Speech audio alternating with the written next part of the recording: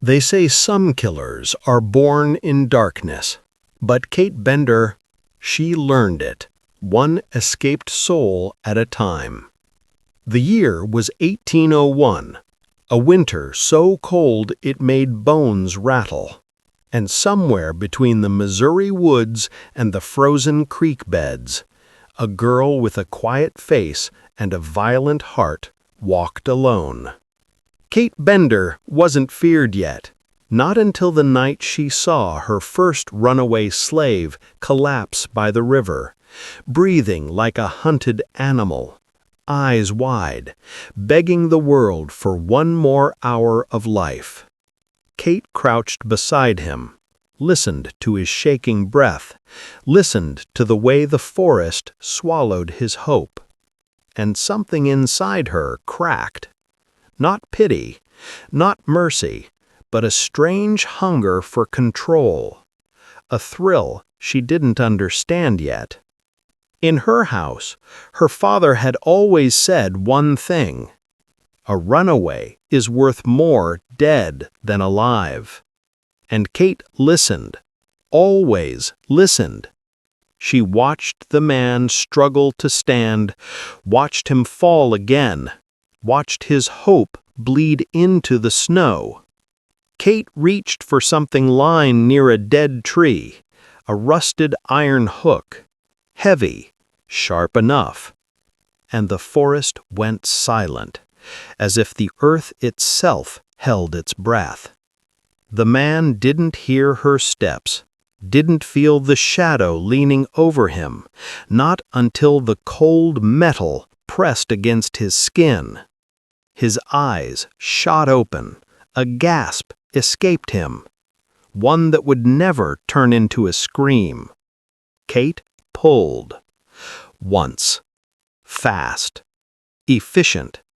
As if she'd done it before. As if her hands already knew the rhythm of killing. When the river carried his body away, Kate didn't run, she didn't hide, she simply stood there, watching the current swallow him whole. And for the first time in her life, she felt powerful. The forest had witnessed a birth, not of a woman, but of a hunter. Evil rarely announces its arrival. Sometimes it grows quietly.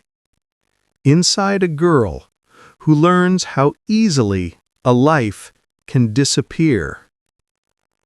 The morning after the killing, Kate Bender walked home with snow on her boots, and someone else's blood dried beneath her nails. The house was silent. Always silent. Her father sat by the window, a man carved out of old rage and older whiskey. He didn't look at her. Not yet. But he smelled the change on her, like wolves smell fresh kill. Kate placed the rusted hook on the table, slow, deliberate. Her father turned his head, eyes dark as cellar dirt. He didn't ask what she had done. He didn't need to. He simply said, "Did it feel hard?" Kate held his gaze, shook her head once, a small, cold movement, almost proud. A thin smile crawled across his face, the kind that never reached the eyes. He murmured, "You'll make it far, farther than me, if you listen." And Kate listened, always. By evening, word spread quietly through the county. A runaway had vanished. Tracks leading to the river. No body found, no witnesses. Just the echo of fear drifting between the cabins and tobacco barns. Neighbors whispered, but no one suspected the Bender girl. She was too small, too quiet. A ghost in her own home. That night, Kate sat on the porch steps. The moon was thin, sharp, like something ready to cut the world open. She replayed the killing in her mind, not with horror, not with regret, but with a strange curiosity, a hunger forming in the soft corners of her thoughts. She wondered how many more runaways crossed these woods, how many desperate feet slipped through the snow, how many breaths begged for freedom she would never let them taste. Behind her, the door creaked. Her mother's voice, soft but trembling, whispered her name. Kate, what did you do? Kate didn't turn around, didn't blink, didn't offer mercy, because something inside her was shifting, becoming sharper, harder, darker. A storm was growing in the young girl's chest, and the world wouldn't be ready when it broke loose. Some killers grow from violence. Kate Bender grew from silence, and silence is far more dangerous. The waiter deepened, nights got longer, and Kate's eyes grew colder with every passing hour. Something inside her refused to sleep. It replayed the sound of that man's breath stopping, a memory that felt less like guilt and more like a new language she was learning to speak. One night, Kate's father pushed a map across the kitchen table. Rough paper, red marks, small notes written in a hand shaped by brutality. "These are the routes," he said. "Runaways follow 'em. Always the same, always desperate." Kate stared at the lines. She traced her finger where the creek split the forest in two, exactly where she'd made her first kill. Her father watched her closely, too closely. "Men hunt for money, but you hunt for something else. I can see it." Kate didn't respond, didn't need to. The hunger in her eyes told the truth for her. The door behind them opened slowly. Her mother stepped in, face pale, eyes swollen from secrets she never dared speak. She looked at the map, then at Kate, and something inside her broke a little more. "Let the girl be," she whispered. "She ain't meant for this." Her father slammed a fist into the table. The sound shook dust from the rafters. "She's meant for exactly this." Kate didn't flinch, didn't blink. The violence didn't scare her. It shaped her, forged her. Later that night, Kate slipped outside with the map rolled under her coat. The moon lit her path. The wind pushed against her like it wanted to warn her, but she wasn't the kind of girl who listened to warnings. She found footprints near the old mill, fresh ones, small, hurried. A runaway child, maybe 12, maybe younger, running for a life she'd never truly had. Kate followed the tracks, listening to the forest breathe around her. Branches cracked softly, snow shifted beneath her boots. The world felt painfully alive. Then she saw her, a small figure huddled beside a tree, arms wrapped around her knees, shivering so hard she couldn't speak. For a moment, just a moment, Kate felt something warm flicker inside her chest. Not mercy, not pity, but recognition. They were both children stolen by the world, just in different ways. The girl lifted her head, eyes wide, terrified. "Please," she whispered, "don't hurt me." The wind held its breath. The forest waited.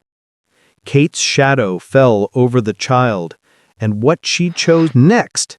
And subscribe for more. Monsters aren't born in a single night. Sometimes one choice is all it takes to finish creating them. The little girl's breath trembled in the cold. Her hands were raw, her feet bleeding through torn shoes. She wasn't running toward freedom anymore. She was running from death. But she didn't know death was standing right in front of her.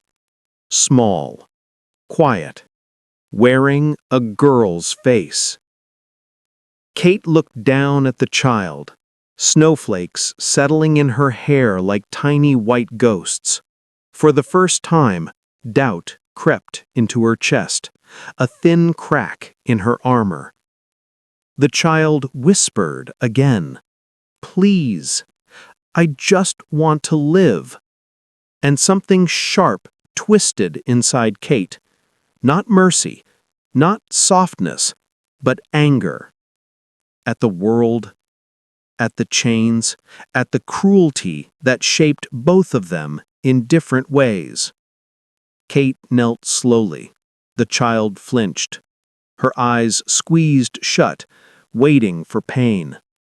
Instead, Kate pulled a small wool cloth from her coat and wrapped it around the child's freezing fingers. Not kindness, more like calculation. A new kind of power she didn't recognize yet. "Get up," Kate said quietly, "before someone else finds you." The girl stood, trembling. Kate pointed toward the old wagon trail that led deeper into the woods. "Follow that path. Stay quiet. Stay low. Don't stop." The girl stared at her, confused, terrified, hopeful. "You're letting me go?" Kate didn't answer. She simply stepped back into the shadows, letting the child disappear into the dark trees like a ghost, with one last chance. But the silence that followed, it clawed at her, made her chest tighten, made her teeth grind. Because Kate realized something she hated. Mercy felt weaker than blood. It left a taste she despised, a burn inside her that made her feel small. When she returned home, her father was waiting on the porch. A lantern burned beside him, orange light dancing over his furious face. "Where were you?" His voice cut the air like a blade. Kate didn't answer. He stepped down, boots pounding the frozen wood. "You followed tracks. I saw 'em. Where's the runaway? Where's the body?" Kate met his stare, unblinking, unshaken. "I let her go," she said. The silence that followed was heavier than any blow. Her father's jaw clenched, his fists curled. The rage in his eyes was almost flame. "You don't let them go," he growled. "You finish them, or you become worthless." Kate didn't move, didn't breathe. Because tonight, she didn't fear her father's rage. She feared the weakness she'd felt. And she swore she would never feel it again. If you want next, share, comment, next, and subscribe. The night Kate let the child escape didn't make her softer. It made her dangerous, because now she had something to prove. Her father didn't strike her, didn't shout, didn't drag her inside by the hair like she half expected. He just stared at her, a stare colder than the winter around them. "You'll fix this," he whispered, "or I'll fix you." Kate walked past him, boots thudding softly on the wooden floor, each step carrying a new weight, a promise to herself, a tightening inside her chest that felt like steel being shaped over fire. That night she didn't sleep. She lay awake staring at the cracks in the ceiling, listening to the wind slam against the walls. Every gust felt like judgment. Every shadow felt like accusation. She replayed the girl's eyes, the fear, the trembling, the hope. It was the hope that bothered her most. Hope was weakness. Hope made people slow. Hope made her slow. By morning, she had changed again. The next day, Kate followed her father into the barn. The door creaked open to the smell of old hay, rusted tools, and the cold echo of past violence. He pointed to a table laid out with knives, hooks, and thick rope. "You want to be strong? Then choose one." Kate studied the tools, her heartbeat slow and even. She reached for a long, thin knife, light enough to move fast, sharp enough to silence anything that ran. Her father nodded with pride, twisted into something darker. "That's my girl." But Kate wasn't doing this for him anymore. She wasn't doing it for money. She wasn't doing it for the laws of men. She was doing it to erase the weakness she showed in the woods, the softness she couldn't forgive. That afternoon, they went tracking again. Snow had begun to melt, turning the ground to cold mud. Footprints appeared like secrets waiting to be found. And they found one. Large, fresh, heavy. A man had run through here, alive, hoping to stay that way. Kate followed the trail first, her father several steps behind. She didn't wait for his orders, didn't need his voice guiding her anymore. In the distance, she heard labored breathing, a body collapsing against a fallen tree, a whispered prayer to a God who didn't come.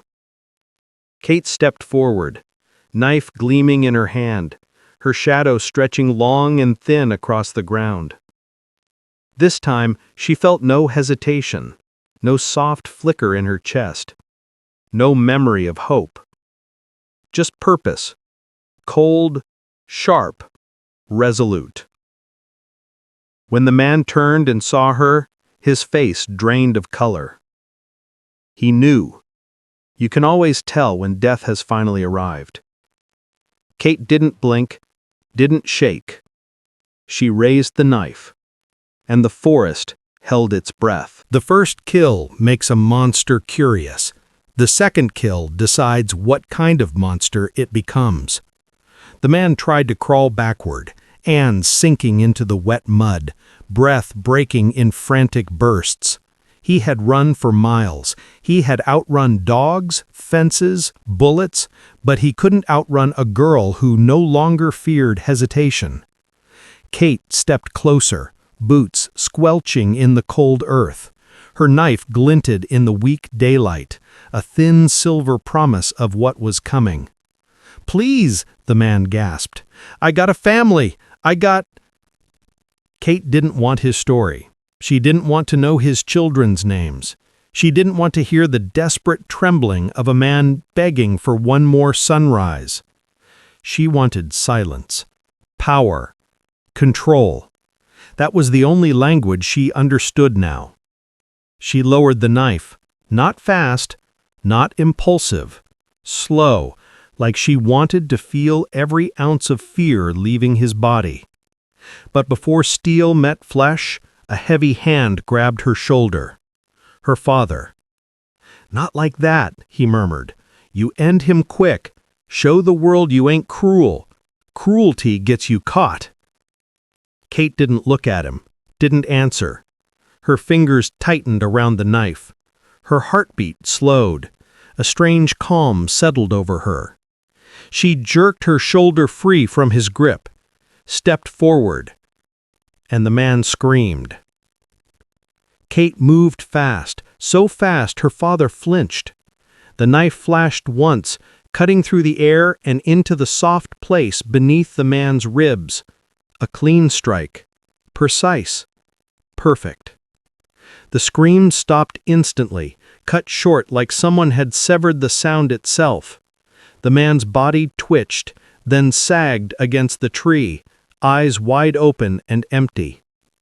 Kate stepped back, blood dripping from the blade like dark rain. Her father stared at her, not with pride, and not with disgust, with fear. A new fear, a fear no parent should ever feel toward their own child. You're different," he whispered. Kate wiped the blade on her coat, not hurried, not ashamed, just methodically, coldly. "I'm stronger," she said. But that wasn't the truth. The truth was worse.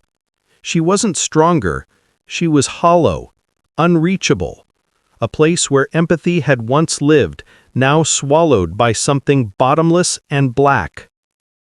They dragged the body to the creek, water swirling around their legs as they let the current carry him away. Another ghost in a river full of secrets. As the body disappeared downstream, Kate whispered to the water, "I won't hesitate again." The river carried her promise into the dark. Want next? Share, comment next, and subscribe. Some killers hide their darkness. Kate Bender learned to feed hers.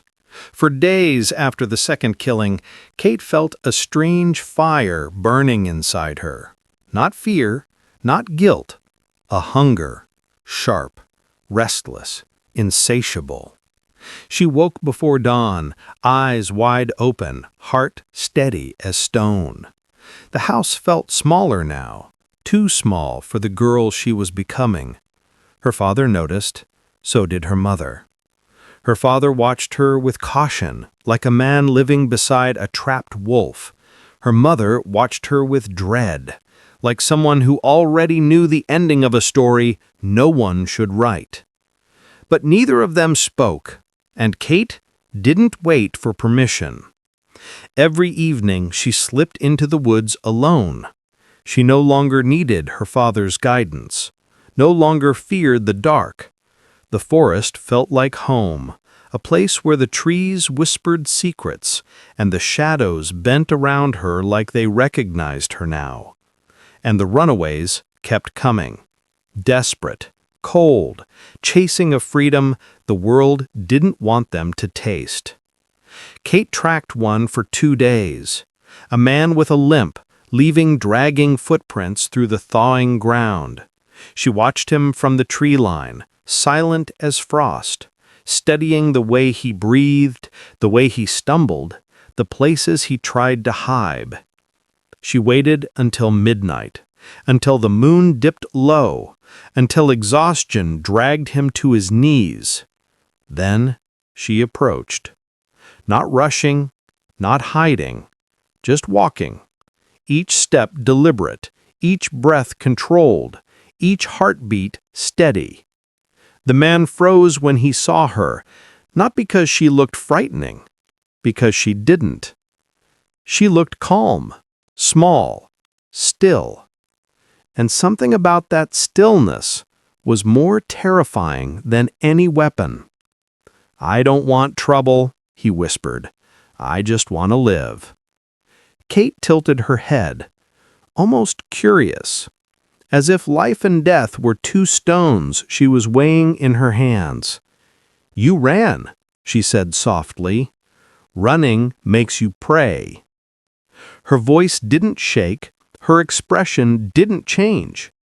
The man tried to stand, legs trembling, body failing him. Kate stepped closer. "You choose how you die," she said. "Cold or quick?" The man's face collapsed into despair.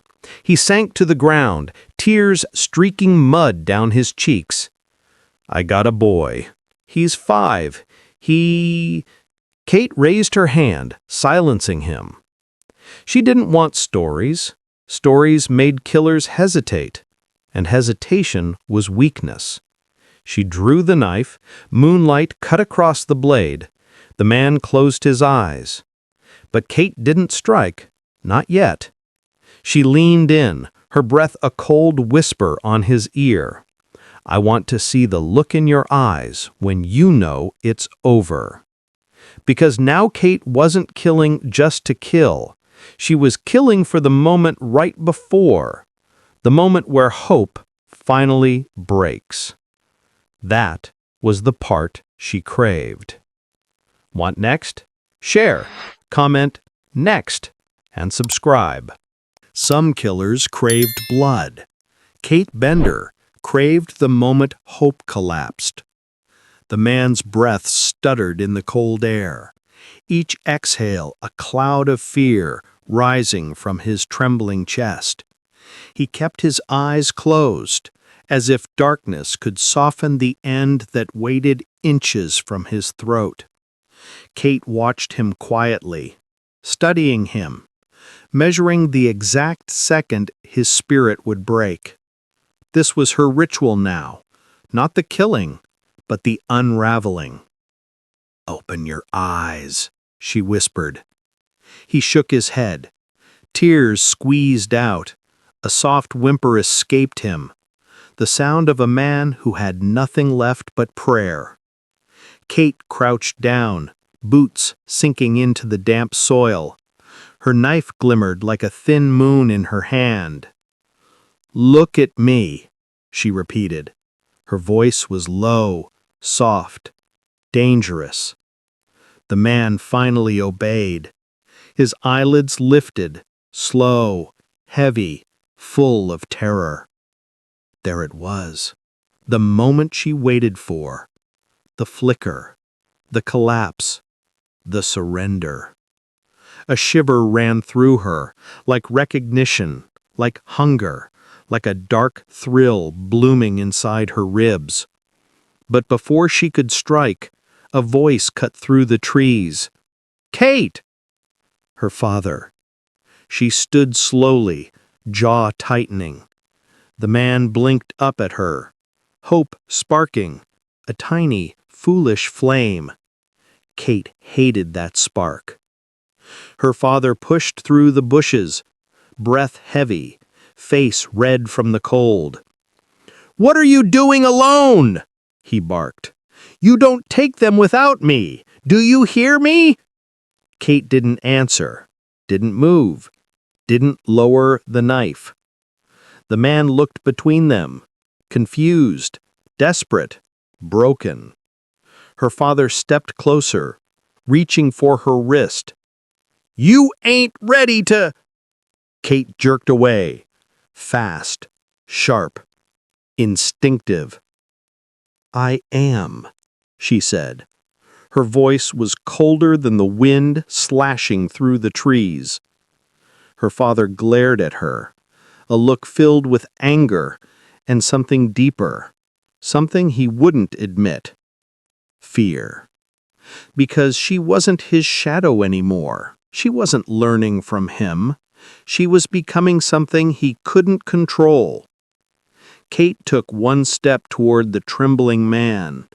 Her father grabbed her arm again, harder this time. "You said no!" For a second, the forest froze. Kate's breath, her father's grip, the man's whimpering. Then Kate spoke, slow, steady, dangerous. "You taught me to finish what's running." Her father opened his mouth to reply, but she moved, a blur of steel, a flash of moonlight, a wet, choking gasp. The man fell back, hands clawing at the wound opening beneath his ribs. Kate didn't look away, not once, not even when the life drained from his eyes. She wiped the blade on her sleeve, stood tall, steady. Her father stared at her, speechless, not proud, not angry, just horrified. Because in that moment, he saw the truth. Kate no longer needed a teacher. She had become something else entirely. Something made of cold will and a darkness she chose to embrace. And she wasn't done. Not even close. Want next? share, comment next, and subscribe. Fear isn't taught, it's inherited. And Kate Bender had inherited it and made it her own. The snow had started again, falling in thick, silent flakes that muffled the world. The forest seemed alive, watching her, waiting. Kate moved like a shadow, blade tucked at her side, eyes scanning every movement, every sound. She was alone. Her father had stepped back, afraid to stop her now, afraid to see how far she had fallen. Footprints in the snow, fresh, small, hasty. She followed them. Through the trees, across the frozen creek, over moss-covered rocks. Each step brought her closer, closer to another life she would take, another story that would end in silence. And then she saw him. A man crouched near a cabin, breathing ragged, eyes wide. His hands clutched a bundle, perhaps a child, perhaps a bundle of stolen hope. Kate didn't hesitate. She didn't question. She didn't feel. She crept forward, her boots sinking softly into the snow. The man turned, eyes meeting hers, frozen with fear. "You don't want this," he stammered. "Please, I'll give you anything. Money, land." Kate tilted her head. His words were meaningless. She didn't care about gold. She didn't care about promises. She cared about control. And tonight she would remind him who had it. She raised the knife. A soft snowflake landed on the blade, melting instantly into red. The man lunged, desperation stronger than his legs. But Kate was faster. A precise slash, a grunt, then silence. She wiped the blade, watched as life drained from him. The forest watched too, its shadows thickening around her. Kate knelt, not to pray, not to mourn, but to feel the pulse of power that ran like fire through her veins. Her father's voice echoed behind her, silent, distant, trembling, a mix of awe and terror. He had taught her to hunt. He had taught her to kill. But he had never taught her this. The cold had seeped into her bones, but it did not frighten her. It sharpened her.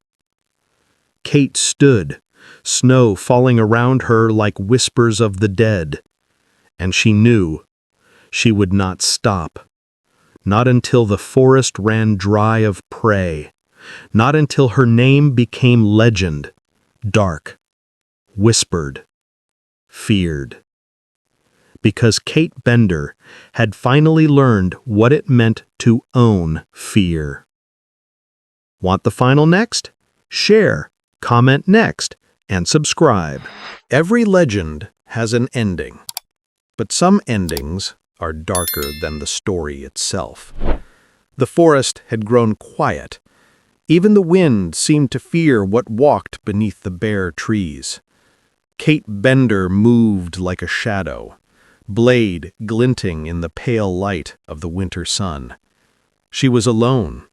Her father had left her to her own devices, afraid of what he had created, afraid of the girl who no longer needed him. Footprints in the snow, small, hurried, led her to a clearing where the final prey waited. A man, young and trembling, eyes wide as he realized he had been hunted. He dropped to his knees, hands raised, voice shaking. "Please, I beg you, spare me." Kate tilted her head, not a hint of mercy in her gaze. Only calculation, only hunger, only power. She stepped closer. Every breath he took seemed louder than the world. Every heartbeat, a countdown to oblivion. You ran, and running makes you prey. The man tried to scramble backward, snow crunching under desperate feet. But Kate was faster.